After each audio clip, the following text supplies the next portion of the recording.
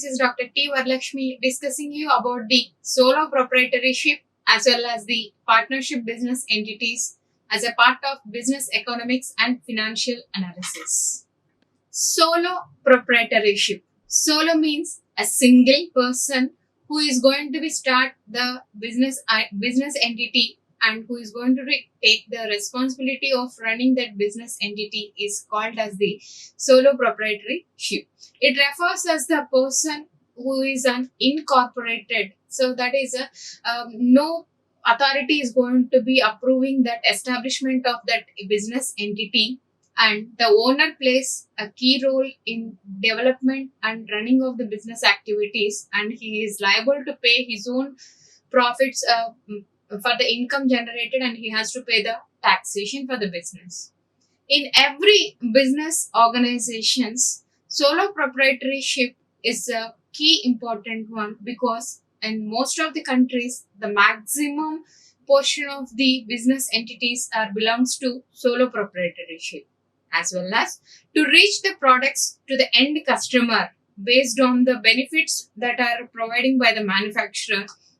Solo proprietor is playing a key role because of its easy establishment features in the market conditions. Then this solo proprietorship is one of the working environment creation for all the people in the economy of the country. If most of the business people or the most of the country people towards country people works towards the establishment of the solo proprietorship, then definitely it is possible to achieve the socialistic economy positions in the country.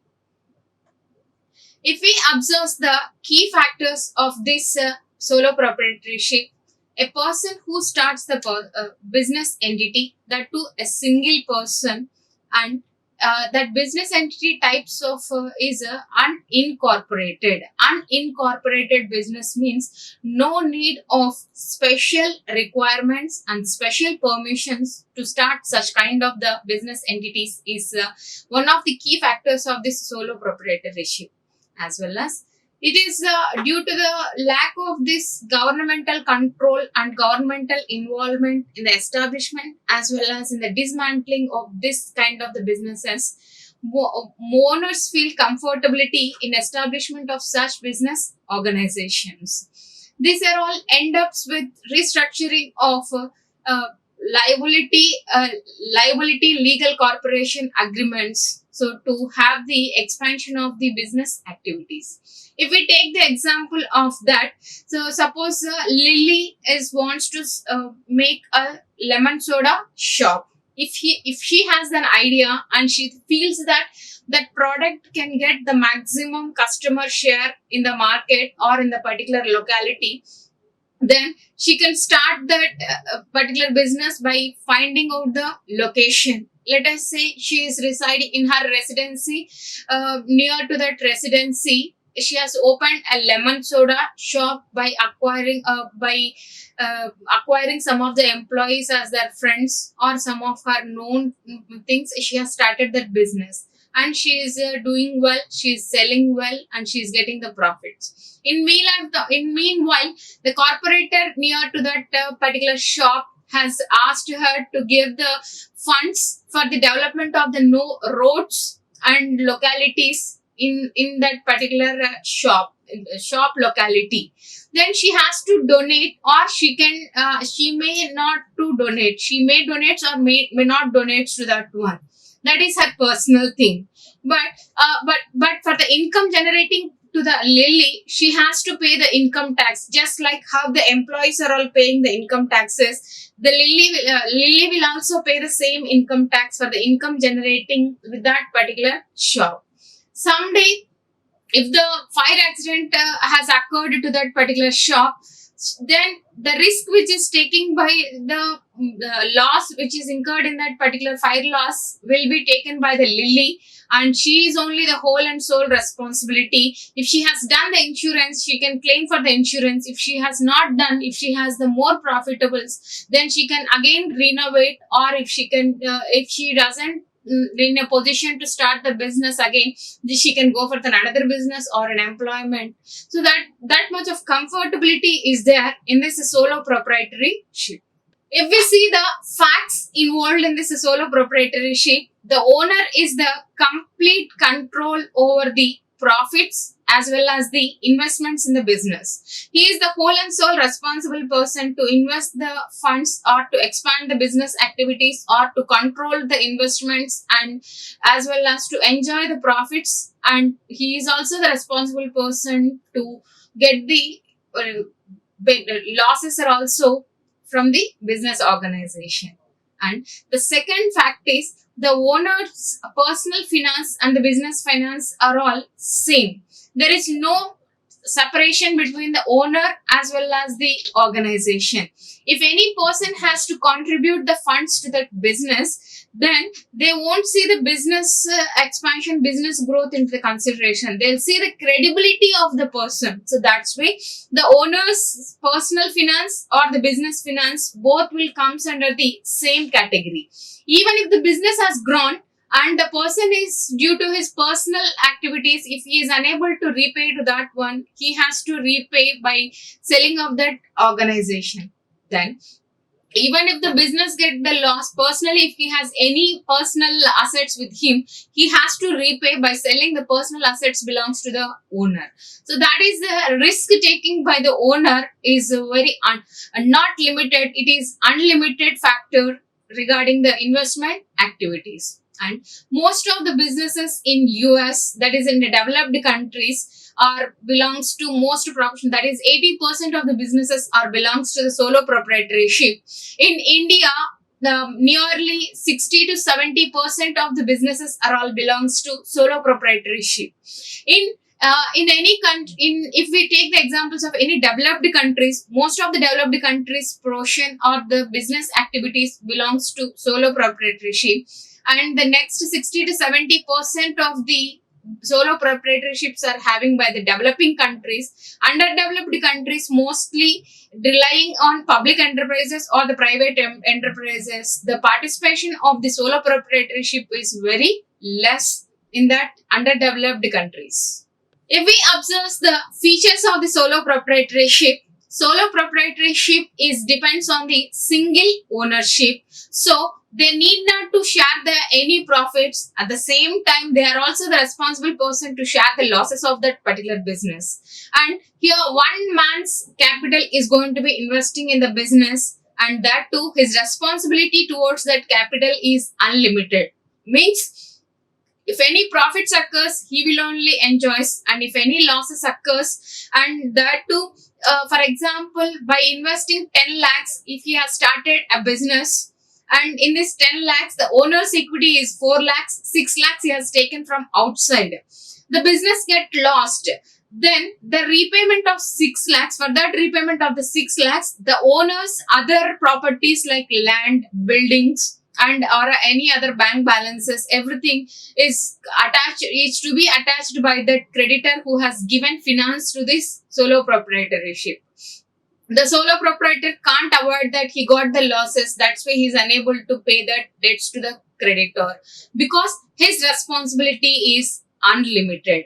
And that too, one more advantage of this solo proprietorship is less legal formation because it is very no need of taking the many permissions from the government authorities and like single window policies that are all not applicable to this solo proprietorship.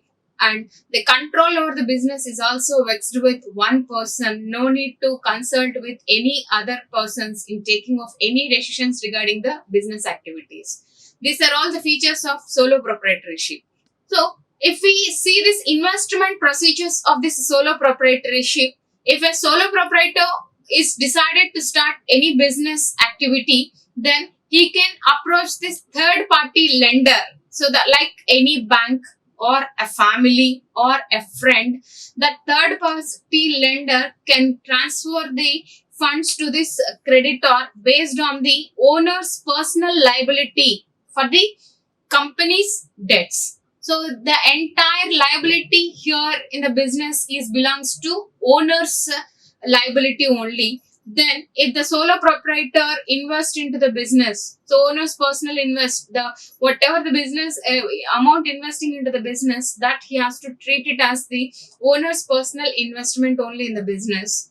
And debt incurred by the company will be repaying by the solo proprietor only in the business activities. Anyhow, it is based on the credibility of the person. If the person has more credibility, then there is a chance of getting more funds from the family, friends, and the financial institutions like banks. If he is not that much of credible person, he has to think about the acquiring or the raising of the funds without having any risk or any proportionates. He can't take the that much of funds easily to the business activities.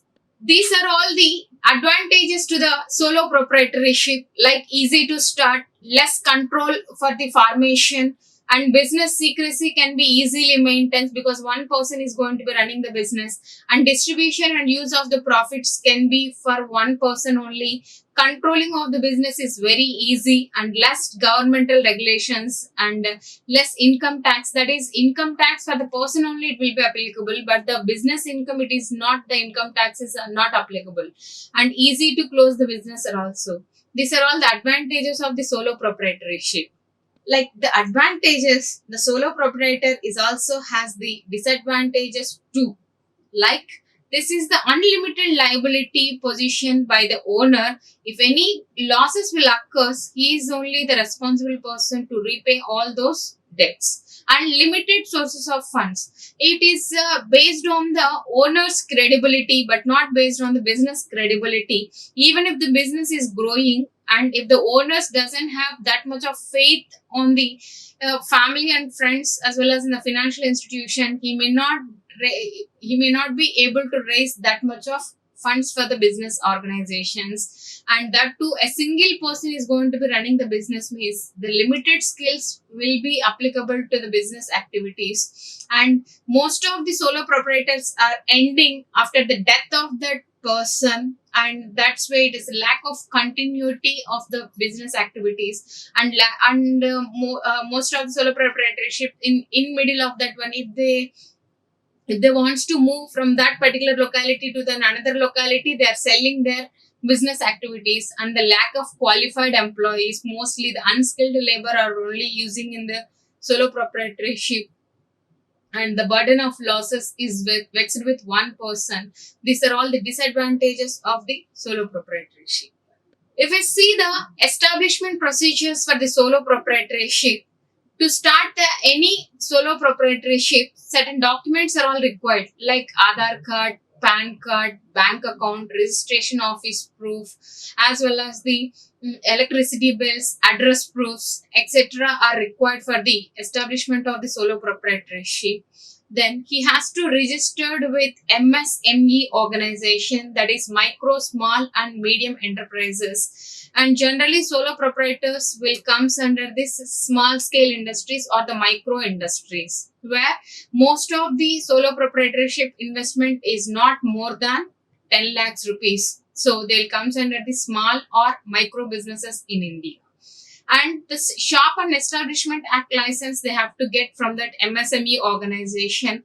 And now, due to this introduction of this GST, Goods and Services Tax, the solo proprietor also has to get the GST registration form with this state indirect taxes organization, and state GST will provide such kind of registration forms to all the solo proprietorships. If there are certain disadvantages with the solo proprietorships, that's why the next level of the business activities expansion is called as the partnership organizations. If a solo proprietor wants to expand this business activities from one locality to another locality, that may be difficult for him because a single person has to take care of all the business activities.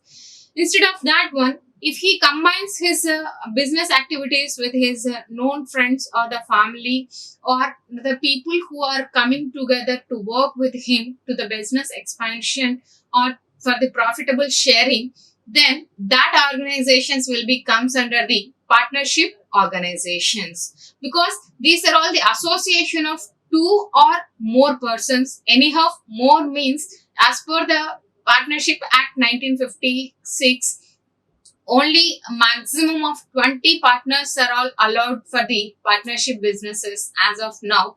And that cooperative owners activities regarding the business transactions is called as the partnership organization.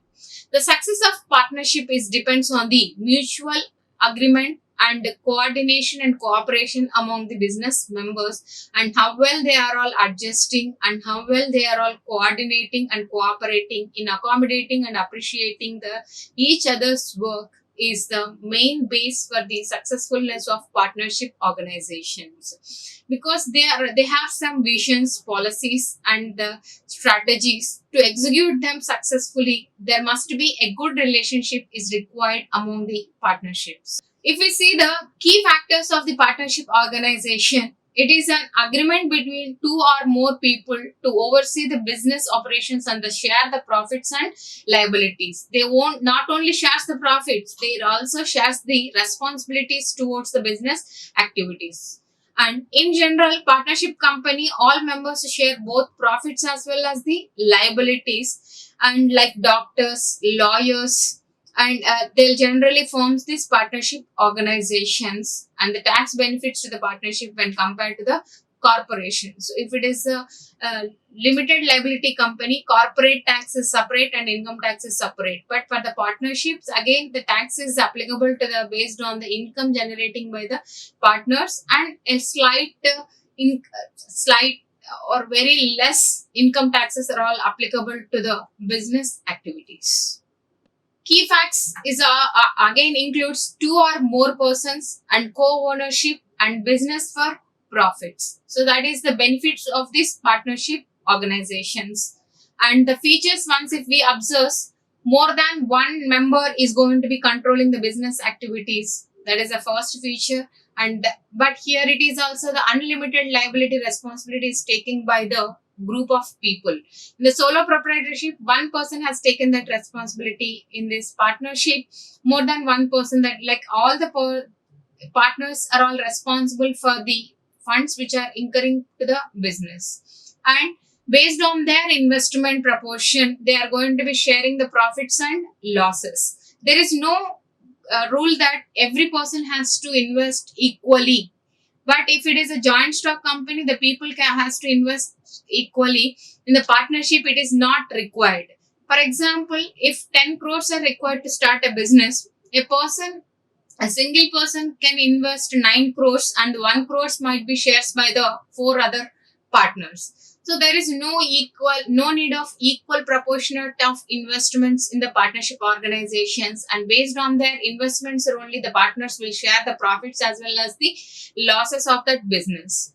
And it is a mutual agency among the partners, and the transfer of interest can be possible. That is, if any partner wants to exit from that business activity, he can transfer his ownership rights to any other existing person or to the any new person, and it is a contractual relationship among the persons to start any business activity. And there too, there is a scope for the continuity of the business even after the death or the exit of the any person involved in that business activity.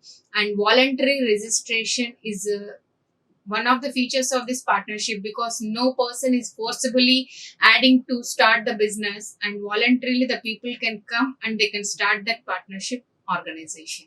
So that's why when compared to solo proprietorship, partnership has many advantages like easy to form, availability of the larger resources, better decisions, flexibility in the operations, sharing of the risk, protection of interest of the each partner, and benefits of the specialized persons, because one brain, instead of one brain, more brains are all working. They can have the more control over the business activities, and brainstorming can be possible. Planning and implementation can be done with good teamwork and synergy among the members. But there are certain disadvantages too in these partnership organizations, like unlimited liability. That is the first thing. If any one person makes the mistake or the wrong decision, that responsibility is taken by the all the partnership involved in the business. And investment withdrawal is difficult unless and until the partner shows that another partner or the replaces, or the, if he wants to sell, if he wants to come out, he has to give the, even the, for the losses also he has to sell off his investment proportion. And instability of the business activities, lack of trust and confidence among the members, and the lack of secrecy, because no one person is authoritative and the group of persons are all authoritative in this business activities. And difficulty in decision making, because one person means immediately can take the decision, but the partners are all there, they need to discuss and they need to convince, then only they have to take the better decisions. And there are certain obstacles they can face in the transfer of the shares are also, because one person will agrees to transfer the shares, another person may oppose to that transfer of this shares. And delays in decision makings, risks in joint responsibilities, and the lack of the legal base is also one of the disadvantages for the partnership organizations. If we see this types of the partners, based on their role, based on their activities in the business, they are all categorized. If any person has invested and he is still working in that organization actively, then that partner will be called as active partner. And the partner who has invested but not taking care of the business activities, he will be called as sleeping or silent partner. If the person is not invested but taking care of the business activities, then he is called as salaried partner. And the two, if they their investment portion is maximum, that person will be called as the major partner. If that investment portion is minimum, then it is called as minor partner. And if the starting of the establishment onwards, if he is running, then he is called as senior partner. And the partner for short run, that is only for legal entity purpose only, if he is existing, that person will be called as quasi partner. And if any person is going to be retiring or exiting from the business, then he will be called as retiring partner.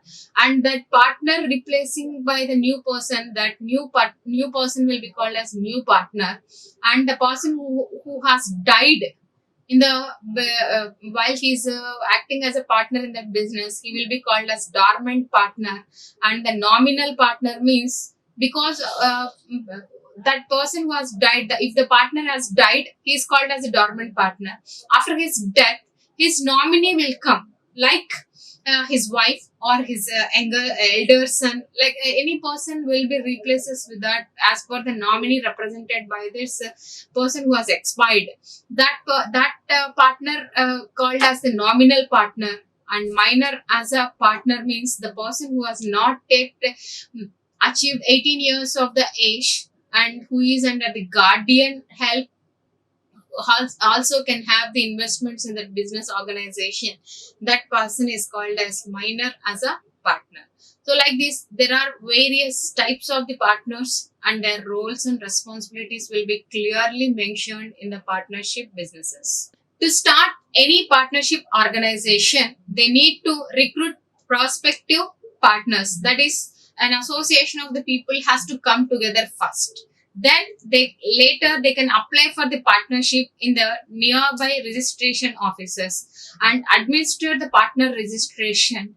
For this one, they need to provide the complete profile of the partners, that is their educational qualification and the liability qualification, credibilities, everything they have to provide. And they have to distribute the setup of partners users and define joint business goals and then start the business activities. So that is about the solo proprietorship organizations and partnership organizations and how to start them, advantages and disadvantages in the business activities. Like, share and subscribe. Hit the bell icon for more updates.